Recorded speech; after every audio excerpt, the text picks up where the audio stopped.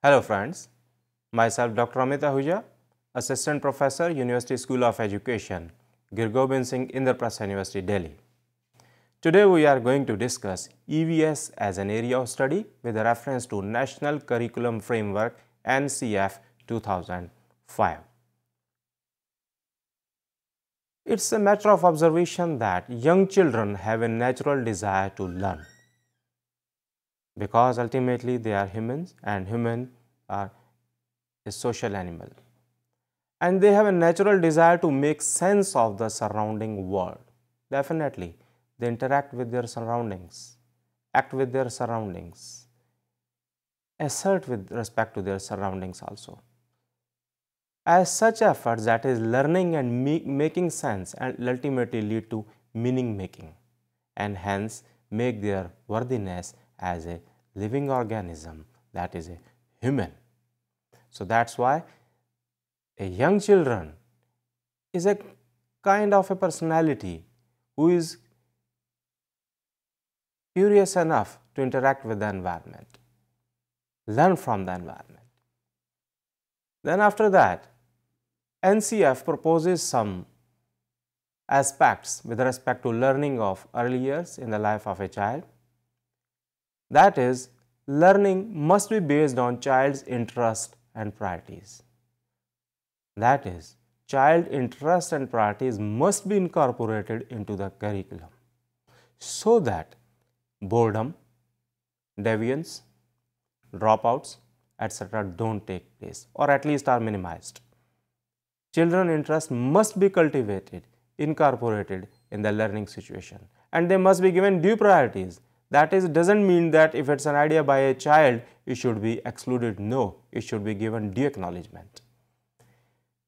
Then the curriculum should be contextualized by child's experiences.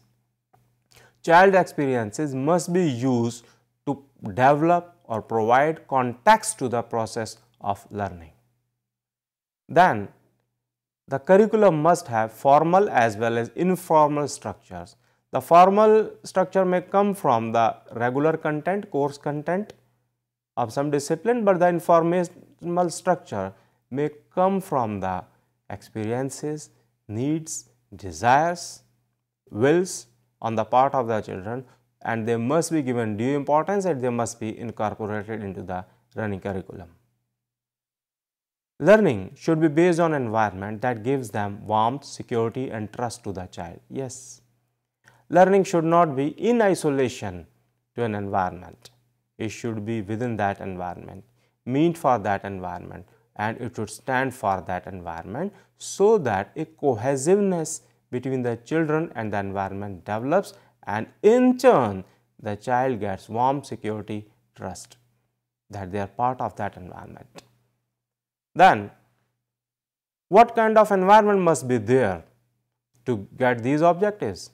Environment must be rich in stimulation.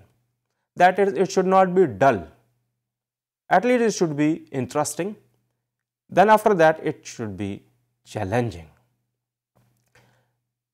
If it's interesting to the child, then it caters to the needs of an average or below average child with respect to intelligence. But if it is challenging, then it is for a child who is above average intelligent. So environment must cater to the needs of all. It should not be skewed in nature that it caters to particular one kind of only, because if it caters to one kind, then other category may feel bored with respect to that environment. Environment must be full of experiences. Yes, it should have objects to work upon, to be worked upon, so that a child derives experiences over a period of time. Besides this, environment must allow the child to explore, experiment, assert.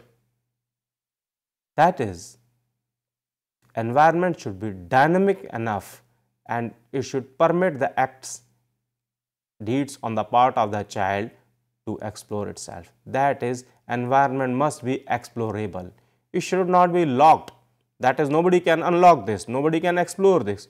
Anybody can do so, but first thing is that the person must have a will. That will, we as a teacher, may develop among the children by motivating them to explore. That is, allow the child to experiment also, yes. Can the objects in that environment be manipulated? The child should touch them, sense them, manipulate them, change them. That is, must experiment with them and then arrive at a conclusion. But that must be done under a powerful supervision, because it may lead to negative effects on the child also. Then environment must embed social relationships. Yes, man is a social animal by nature. Others survive with us also in that environment.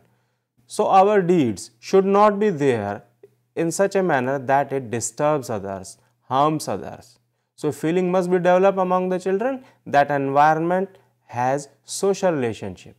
So for teaching of such kind of environment, we should incorporate all these aspects, that there must be simulation, there must be stimulation, environment must have experiences and allow the children to explore, experiment, assert, and it must have social relationships. Then learning of early years as proposed by NCF 2005 refers to the foundations of academic learning. Yes, it is a phase of learning where academic learning is also being emphasized in its full swing. But do remember, learning for life is also in practice. That is, academic learning has a definite end at some point, but lifelong learning or learning for life are continued. EVS should be taught as an integrated course for the entire primary stage. Another important aspect that was postulated by the NCF 2005, that it should be taught in an integrated manner. However, it should be a way of learning. The curriculum at primary level must support the child to find his or her voice. That is, by doing so, he or she realizes that he or she is a part, member, component of that environment. Positive things can come from a little mouth or an innocent child. We should maintain the dignity of that child. If some innocent child speaks something to conserve an environment, to protect an environment, so due regard must be given to his or her personality. Second, curriculum must nurture the curiosity to do things. Yes, of course. It should not be in a prescribed manner, examination oriented. It must have a provision to do the things so that curiosity of the child is maintained and ultimately it leads to some definite output. The curriculum must ask questions and pursue investigations. Yes, it should be challenging, problem oriented, issue based, so that children doubt, question, probe, pursue investigation. The curriculum must focus upon sharing and integrating the experiences with school knowledge rather than ability to reproduce textual knowledge. The children must be promoted to share, assert, negotiate, oppose each other with respect to their own developed views about an environment, and after a deliberation they must integrate the experiences at their own end with conceptual knowledge, so that the content knowledge becomes a lively one. Otherwise, merely producing in the examination will lead to score or achievement, but it will not lead to learning. Learning of earlier years also focus upon knowledge construction by children. That is, constructivist approach must be there. Knowledge should not be taught, knowledge should not be perceived as given, knowledge is constructed. Friends, information means bits of messages, and these information or the bits of messages, when they are processed, they lead to construction of knowledge. But one step is still left there, that knowledge must be practiced, and then it leads to development of a wisdom. So information is processed, knowledge is constructed, and knowledge after construction is practiced and leads to wisdom. So NCF 2005 focuses upon knowledge construction on the part of the children rather than passing of information. Then knowledge being passed on must be differentiated through any kind of rote learning on the part of child, because rote learning leads to nothing but knowledge construction ultimately leads to a way, a moment when that knowledge may be practiced, that is, knowledge is workable, knowledge becomes workable. It does not confine up to bits of messages like in case of information.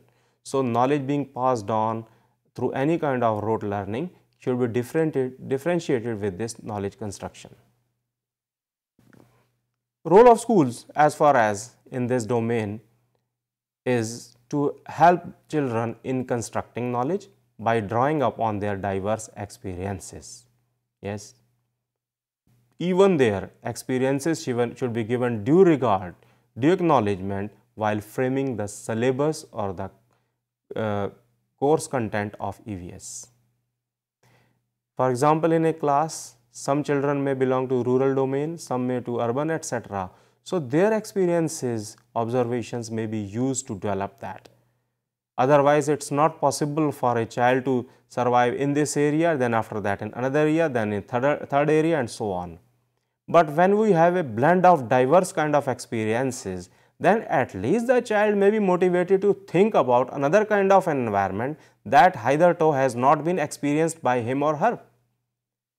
Another thing is that learning experiences must be planned to provide enormous scope for child's knowledge construction. Yes, knowledge construction does not come in seconds or in hours or in days, it comes over a period of time.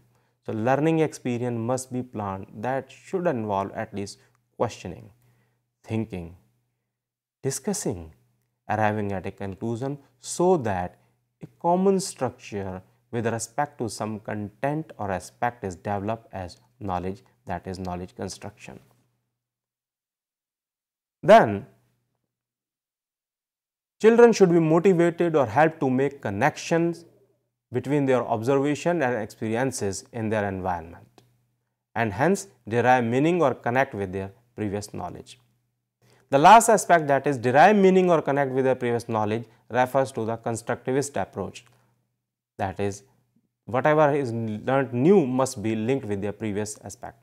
Now we focus upon children need to be helped to make connections. Yes, they should be motivated to find any cue in the form of connection, that whatever has been observed, experience, does it stand significant for you? Do you have something in your past with respect to that? If they don't, then a proper knowledge base may be provided, so that at least that absolutely newly learned concept may lay a foundation for future learning.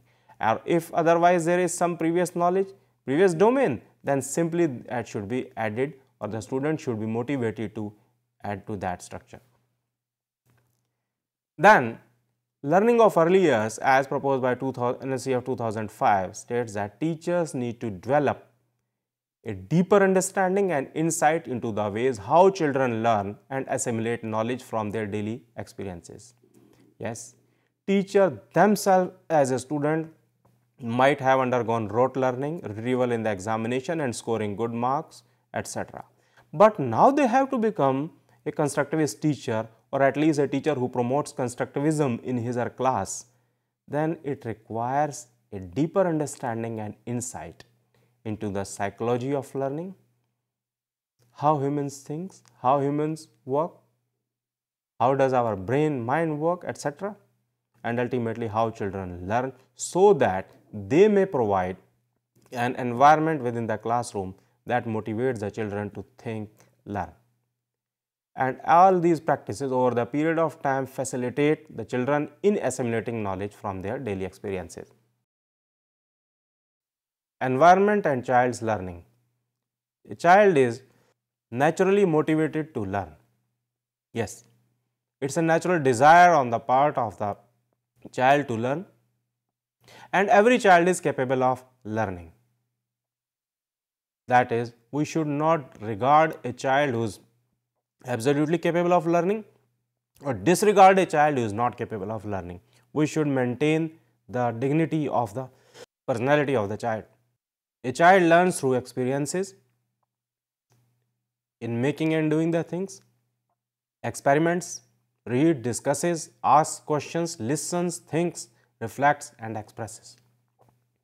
All these are the things that facilitate a child to experience. Then, how does this kind of learning take place on the part of the child? That takes place individually as well as socially. Socially means in association with others, that is his friends, peers, neighborhood, family, etc. Individually means what individual are exercised by him or her with respect to some learning domain. So that is, many things come at individual level, but many things come also at social levels, as society is a source of learning also. Learning takes place through interaction with the environment, that is, whatever is available to his or immediate nature, the things around him or her and the people around him or her. All these lead to interaction, facilitate interaction and hence learning on his or her part. Learning on the part of child also takes place through actions and languages. Even language is a tool. Actions and deeds also lead to some learning on the part of the child also. Now, EVS as an area of study with respect to NCF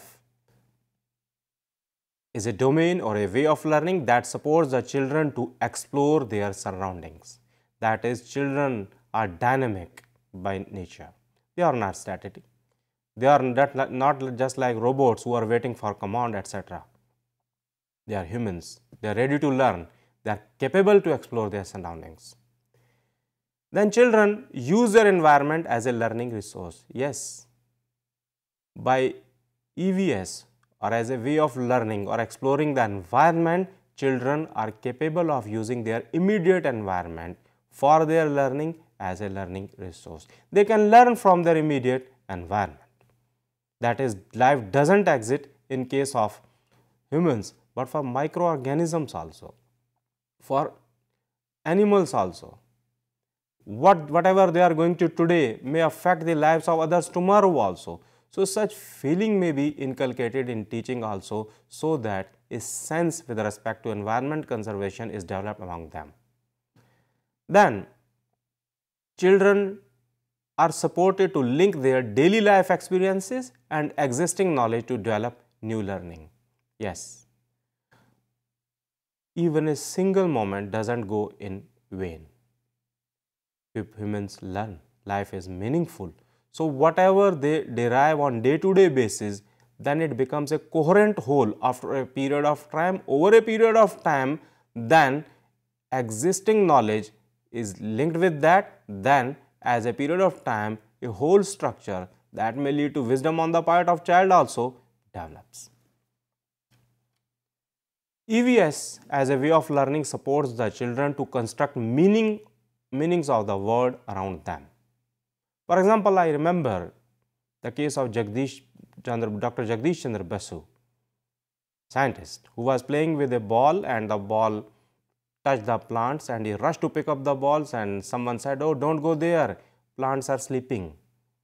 And he doubted, plants are sleeping, only humans sleep, why plants, and so on. Then the person just satisfied the child, but that motivated the child Jagdish Chandra Basu to pursue the field, and ultimately he led to this discovery. So, this was a very small incident in his life that led to an important discovery. So, that is for that child, Dr. Jagdish Chandra Basu, he attempted to construct meaning of the word, that is, are plants sleeping? So, such kind of things may sometimes lead to discovery also. We should derive meaning of the things around us with some sense, that the things are not meaningless, they are happen for something, for some meaning. Then EVS supports the children to observe the links between their experiences and textual knowledge, that whatever is taught in the school is useful for the society, school stand for the society, society in turn affects the school also. So, there must be a linkage between the classroom learning and outside knowledge, outside experiences. EVS as an area supports the children to sharpen the skills of observation, exploration, recording and reporting. That is, process of approach of science is being emphasized. EVS is a multidisciplinary area that comprises the domains of life sciences, physical sciences, social sciences. So, in case of sciences, the aspects like observation, exploration, recording and reporting comprise the process nature of the sciences. So, ultimately EVS also focuses upon this process approach, and hence in ultimate time with such practice it can lead to product aspect of the science. EVS as an area of study supports the children to develop a range of life skills like teamwork, communication, negotiation, critical reflection, decision making and problem solving. Yes, they have to live in a world, they have to survive for a world. That is, they must be social enough to work with others. So, by developing the skills like teamwork, communication, etc., they may survive and contribute much better with others. Then, EVS supports the children to appreciate diversity and celebrate differences across region, cultures and socio-economic environments. That is, if they appreciate the diversity properly, there is no need to say that a tolerance is required on the part of an individual for others. No, an acceptance is required on the part of individual for others. Because if we appreciate diversity, we will accept others. We won't tolerate them. Every person has equal right to survive on this earth. So, why that person should be tolerated?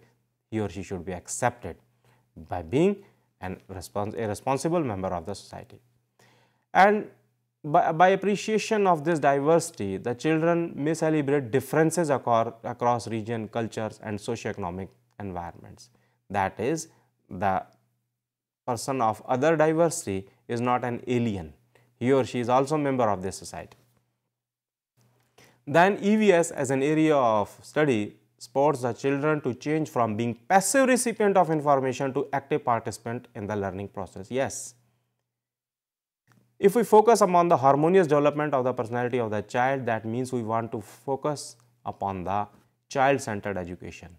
But that child-centered education also requires that a child must be active participant in the learning process, because ultimately learning is for him or her. It's not the subject that is at the center, it's not the teacher that is at the center, but it's the child that is at the center. So, the child should not be perceived as a passive recipient who is waiting for the information to dumped upon, but is an active participant who is ready for knowledge construction, that is ready for processing of the information. Then, the role of teacher while teaching EVS changes from being a supplier of knowledge to an active facilitator. That is, it doesn't focus upon dumping of information, knowledge, information transmission from one generation to another, but a process in which information is worked upon to construct knowledge. So, teacher is an active facilitator.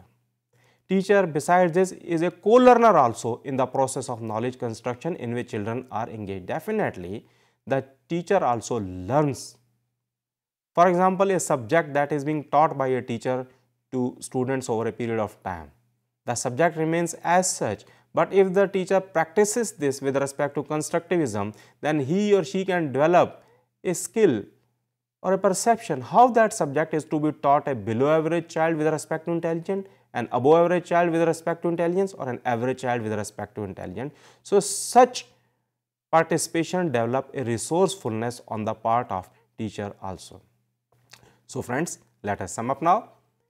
EVS as an area of study or as a domain of practice of knowledge for learning with respect to NCF 2005 states that environment must be dynamic enough and it should facilitate the children to explore, because the children are curious by nature, they are ready to learn, they are capable of learning. Classroom experiences should be linked with outside world also. Children's experiences should be incorporated into the curriculum also, and their voice should be duly acknowledged. Teacher should act as a facilitator and he should also practice the constructivist approach so that he becomes a co-learner and develops a resourcefulness on his or her part also. Thank you very much.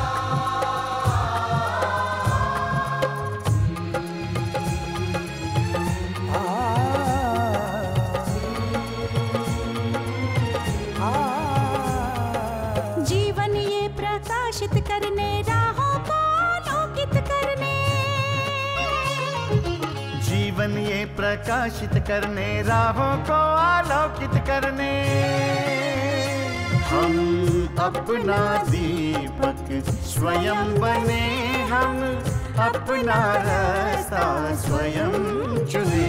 हम अपना दीपक स्वयं बने, हम अपना रास्ता स्वयं चुने। जीवन ये प्रकाशित करने राहों को आलोकित करने।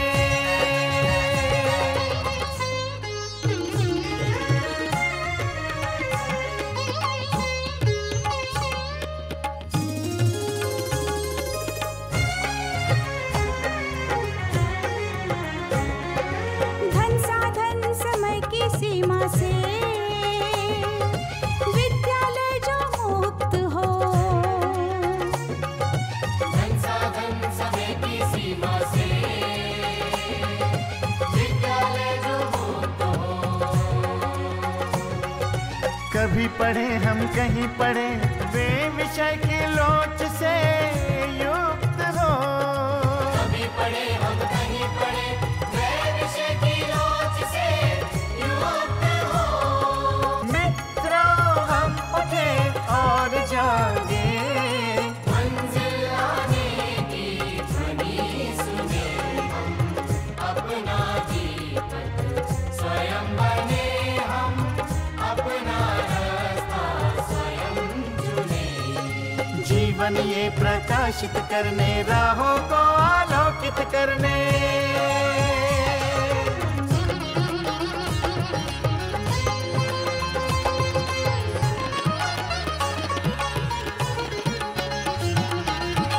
राष्ट्रीय मुक्त विद्यालय का है द्वार खुला सबकी खातिर। शिक्षा परीक्षा का अवसर एक बार ही क्यों मिलता फिर। शिक्षा और परीक्षा का अवसर एक बार ही क्यों